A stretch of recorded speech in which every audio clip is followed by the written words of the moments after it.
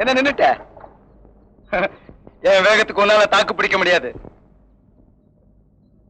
என்ன உனக்கு பிடிக்குமா என் மோட்டார் சைக்கிள்ல? எது ரொம்ப பிடிக்கும்? என்ன விடுங்க. என்னடி நழுவு பாக்குற? கல்யாணத்துக்கு முன்னால என்ன தொடக்கூடாதுங்க. கல்யாணமா? எனக்கு பெண்களை பிடிக்கும், ஆனா கல்யாணம் பிடிக்காது. என்ன பிடிக்குமா? ஓ, வப்பாட்டியா வரியா?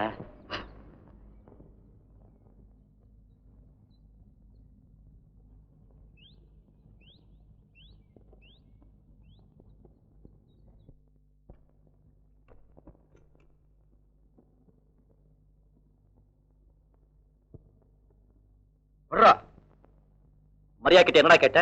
என்னடா பெருசா கேட்டுட்ட? வழக்கமா எல்லா பொம்பளைங்கிட்டும் கேட்கறதான் கேட்டேன். வப்பாட்டியா இருக்கேன்னு கேட்டேன். அதான் எப்படி கேட்பேன்னு கேட்கிறேன். கேட்பேன். ஊர் பட்ட குட்டிகளுக்கெல்லாம் நீ என்னடா வக்காலத்து? ஏய், மரியா கிட்ட ஏதாச்சும் தப்பா நடந்துகிட்ட எலும்பு நுறுக்கி புடுவ படவா? அடச்சி, அவதான்டா என் பின்னாலே சுத்துறா. பேசாம அவளை கல்யாணம் பண்ணிக்கடா. கல்யாணமா? கல்யாணம் என் அகராதுல கல்யாணங்கிற வார்த்தையே கிடையாதுடா. அப்ப ஊருக்கு ஊர் ஒப்பாட்டி தான் வச்சுக்குவியா? ஊருக்கு ஊர் என்ன, தெருவுக்கு தெரு வச்சுக்குவேன். என் உடம்புல தெம்பு இருக்கு, தூக்கி எறிய பணம் இருக்கு. இன்னைக்கு வரியான மரியாதை கேட்டேன், நாளைக்கு கமலாவை கேட்பேன். ஏன் கல்ல பார்த்தா கூட கேட்பேன். ஆனா ஒண்ணு, அப்பம் பேரு தெரியாதபடி குழந்தைகளை பெத்துக்க மட்டும் நான் யாரையும் விட மாட்டேன். போடா.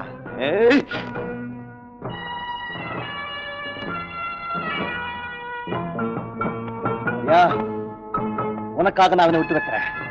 இல்ல இந்த சைக்கிள் செயின் படம் பார்த்திருக்கோம். இந்த படமாவ பாப்பலாம்.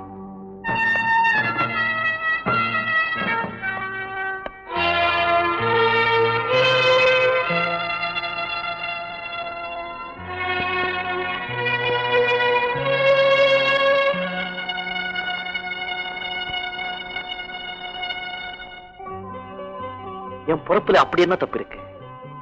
அப்பம் பேரு தெரியாதவங்கிற பட்ட பேர் தானே. அதுக்கு யார் பொறுப்பு? நானா? இதெல்லாம் அடிக்கடி நினைச்சு பார்ப்பேன். சின்ன வயசுல என்னோட ஆரம்பமே சரியில்லை. எனக்கு அம்மாவை தான் தெரியும், அப்பாவை நான் பார்த்ததில்லை. அப்பா யாருன்னு அம்மாவும் சொன்னதில்லை. நான் தான் அப்பா சொல்லிக்கிட்டு யாரும் வந்ததும் இல்லை. ஆனா வீட்டுக்கு எத்தனையோ பேர் வருவாங்க. அம்மாவுக்கு இத்தனை உறவுக்கார ஆம்பளைங்களான்னு ஆச்சரியமா இருக்கும். கொஞ்சம் கொஞ்சமா தான் புரிய ஆரம்பிச்சது. அம்மா ஒரு மாதிரி வர்ற ஆம்பளைகளை கவனிச்சுக்கத்தான் அம்மாவுக்கு நேரம் இருந்துச்சு.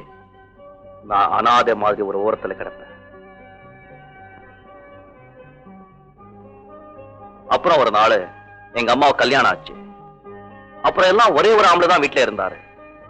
அவரை அப்பான்னு கூப்பிடுவோம்னு அம்மா சொன்னாங்க. அப்பா வந்தாச்சு. இனிமே என்ன பிடிச்ச பீடையெல்லாம் விட்டு போச்சுன்னு நினைச்ச. அந்த ஆசையிலையும் மண்ணு வந்துருச்சு. ஒரு தம்பி பிறந்தான். அவனைத்தான் விழுந்து விழுந்து கவனிச்சுக்கிட்டாங்க. பழையபடி எனக்கு தின்னதான் ஆயி போச்சு. அந்த தம்பியை மட்டும் பள்ளிக்கூடம் அனுப்புவாங்க. என்னை எடுபடி வேலையெல்லாம் செய்ய சொல்லுவாங்க. என்னையும் பள்ளிக்கூடத்துக்கு அனுப்புங்கன்னு அவரை கேட்டேன். அடியும் வதியும் ரொம்ப சாதாரணமா போச்சு. பொறுத்து பொறுத்து பார்த்த. ஒரு நாளைக்கு எதிர்த்துக்கிட்டேன். குனிய குனியத்தா எல்லாரும் குட்டுவாங்கன்னு அப்பதான் புரிஞ்சது. ஒரு நாள் அம்மா கிட்ட காசு கேட்டேன். கொடுக்க மாட்டேன்ட்டாங்க.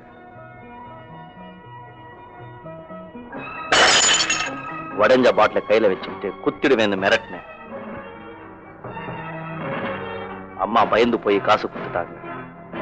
காசு சம்பாதிக்கணும்னா இதான் வழின்னு மனசுல தோணிடுச்சு. அதுல இருந்து